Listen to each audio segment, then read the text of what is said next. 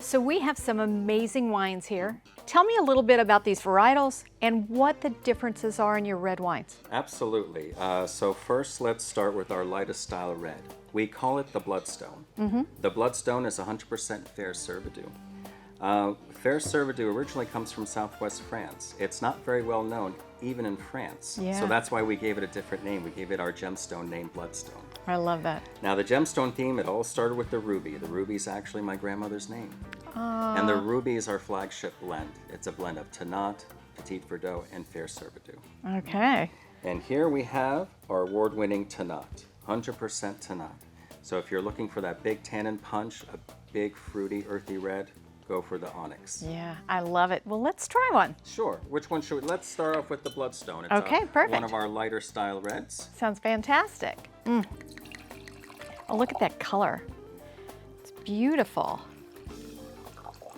Now, the Bloodstone, 100% Fair Cervidou. I call this the red wine for white wine drinkers. I like that. This is our most supple wine, but it also has a nice medium body, so red wine drinkers gravitate to it as well. But it's not too drying, it's not too aggressive. Right. But it has a very delicate, earthy aroma and flavor. Oh, that's so nice. Wow. And I got really great berry Yes. on the nose. And oh, Yes. it's gorgeous. So the Bloodstone, and this has the same varietal in it. Yes. And then it's blended. Yes. Yes. Oh, fantastic. So let's give that a try. All right, so this is our ruby. Okay. Our 2016 ruby that we are serving in our tasting room now. Okay. It is 50% Tannat, Okay. 30% Fair Cervidou, and 20% Petit Verdot.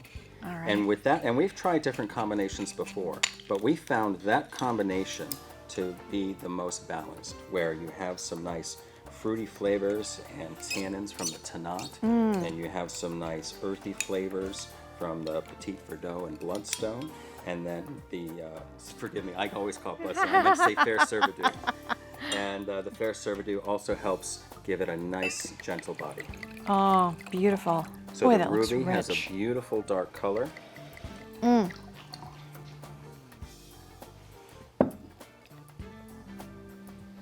Now this is a 2016. I usually like to barrel age my wines for about 18 months in the barrel and then age them in the bottle for about another 18 months, sometimes another 2 or 3 years before releasing to the public. I really like to put some age on there. Yeah. So as a result, when you first open it, you need to give it some air. Yes. Let it breathe. This is a beautiful wine, and I'll bet it ages well. I call this a 20-year ager. Oh, It wow. can last for at least 20 years in the cellar, and every year that it ages, it evolves and softens even more. I can't thank you enough for an amazing little lesson today, for sharing about your family and your story here with your wine. So here's to you, my friend. Thank you, Tassie. Thank you very much.